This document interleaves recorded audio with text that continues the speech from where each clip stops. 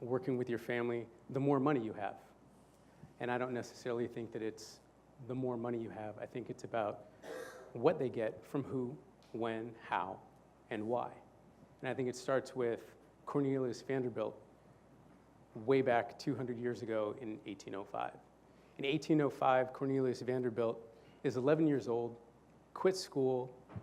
He starts working on the waterfront in Staten Island, New York. 5 years later, at the age of 16, he opens his own business ferrying passengers. And by 1829, he's sold that business, taken work as a steamship captain, started learning that business, and he's already made his first exit, right, before he's 20 years old. He's thriving. He goes into railroads in addition to being in steamships, and by 1849, he's really thriving thanks to the gold rush in California, where his railroads are ferrying passengers from the south and from the northeast. By the 1850s, he's purchased so much of the New York and Harlem railroads that he owns the line. By the end of the Civil War, 1869, he's amassed an unbelievable fortune, and he's the dominant force in railroads. And by 1877, he's amassed a fortune of $100 million. Now, some of his parting words to his son William, who he eventually passed his company on to, and most of his wealth, is, any fool can make a fortune, but it takes a man of real brains to maintain it. William was the lucky recipient of about $90 million. 4 sons, other than William, they split up about $7.5 million, and then the crumbs were sprinkled between his second wife and 8 daughters. His second wife got $500,000, which is less than he left to Central University, which was renamed Vanderbilt, which is in Tennessee. Now, William, he was no fool. He did pretty well for himself. He'd learned from his dad, and Dad had had conversations with him about building wealth and maintaining wealth. He was able to turn $100 million into $200 million in less than 8 years by the time he passed away in 1885. Now, to put it in perspective, that's $300 billion in today's money. So more than enough to last for generation after generation after generation after generation. But less than 30 years later, not one Vanderbilt was one of the wealthiest people in the country, in spite of the fact that Cornelius' son, William, had become the richest man in the world. The Vanderbilts, they spent lavishly. They built huge opulent mansions that littered Fifth Avenue, 100 rooms, 130 rooms, 150 rooms, and they were built by the best architects of the day. They cost a fortune to build, and they cost a fortune to maintain. One of Cornelius Vanderbilt's grandchildren, Reginald, in spite of the fact that he had inherited $15 million, which is worth over $100 million today, he died penniless by 1924. This wealth was being squandered because the family didn't understand how to build wealth and how to maintain it. By 1947, you could see it dwindling quick because they were spending faster, but there was less of a reliance on steamship and railroads. People were relying on automobiles, buses, and they were relying on airplanes for travel. William K. Vanderbilt's grandchild, he was quoted as saying, "Inherited wealth is a real handicap to happiness. It is as certain a death to ambition as cocaine is to morality." I think Eric Clapton would give him a high five. By 1970, the New York Central Railroad was filing for bankruptcy, and the wealth was gone. Now remember, it was $300 billion. That's like Bezos and Gates and Buffett put all their money into a pile. Gone. In 1973, there was a reunion at Vanderbilt University, which was probably the only place they could have a reunion. Probably got a discount thanks to the earlier contribution.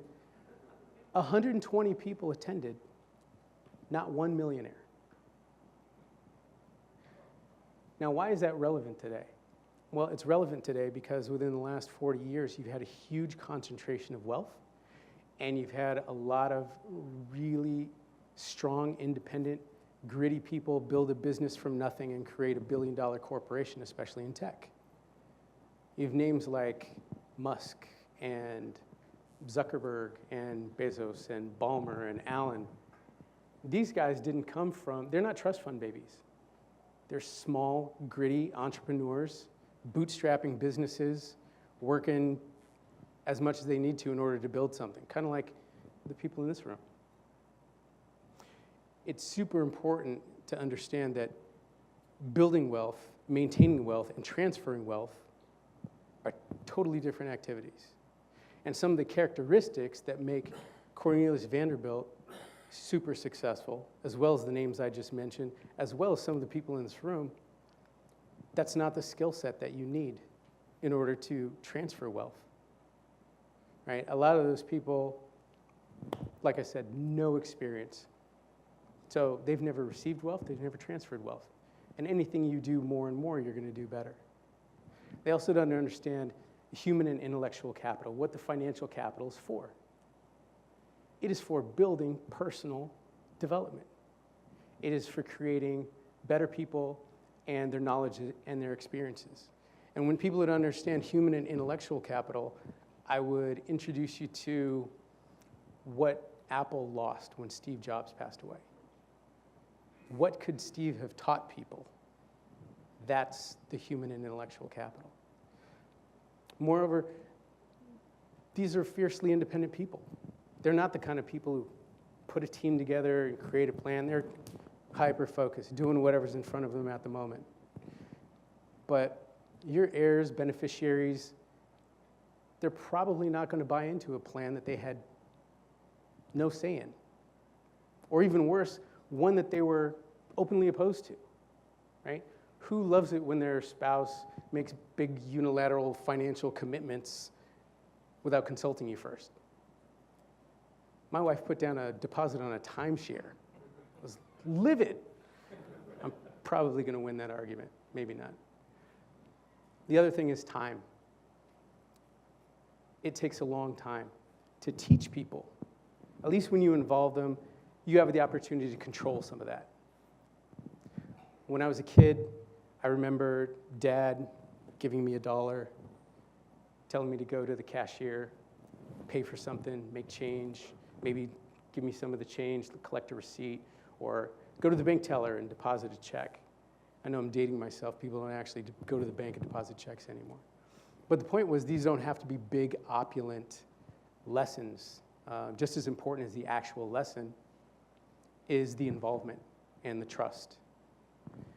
And then you really need to talk to people, family, friends that you leave things to, because I'm assuming everybody's going to have something to leave behind, and most of us aren't going to spend that last dollar and then like, oh. You really need to talk to them about purpose, especially for people who have significant wealth. Most people find purpose in what they do, some fulfillment. How am I going to make an impact, right? It's really easy to not be ambitious when you've got more than enough money to last you for a lifetime. Another son of Cornelius Vanderbilt, his name was Cornel, didn't have the same purpose, didn't have the same experience as his brother William. He was the prototypical, spoiled, entitled, do nothing, spend all my money kid. Dad actually had him committed to an insane asylum twice to keep him from being criminally charged for forgery and to stop him from spending all of Dad's money. Cornel lacked purpose. William, who was under the tutelage of Dad since he was 19 years old, working as a banking clerk, he had purpose. He'd had those conversations about what money was for. He'd learned over time. He'd had guidance.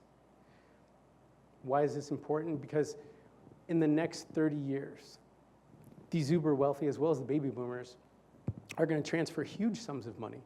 Never before have such wealthy families transferred this much money, and a lot of them are they're not second generation money, they're first generation. They don't know how to do it. And if you don't talk to people about purpose, if you don't give them guidance, if you don't teach them over time, and if you don't involve them, it will blow up. There's an incredible opportunity to do a tremendous amount of good. This wealth that transfer hands, it could go towards philanthropy, charitable giving, creation of endowments, creation of scholarships, fellowships, medical research, cure cancer. But too often it goes towards lawsuits, the aforementioned cocaine, drug addiction, rehab, psychotherapy. And what a waste that opportunity would be. Shortly after Cornel had sued Brother William in court for not getting a bigger slice of the pie, he committed suicide. 5 years later, he'd shot himself in a hotel room on Fifth Avenue. Now, it's pretty dark to lay over you guys, so I want to come back with this. It's a positive point that it doesn't have to be that, given that you intervene, given that you teach, given that you provide that guidance, and don't let those kids become spoiled, entitled, purposeless wastes of potential. We have an opportunity to do a tremendous amount of good. And our lives are going to be judged by the impacts,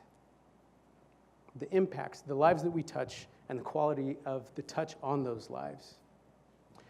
And given the right teachings by the right people at the right time, you can have an amazing impact. That's what a legacy is.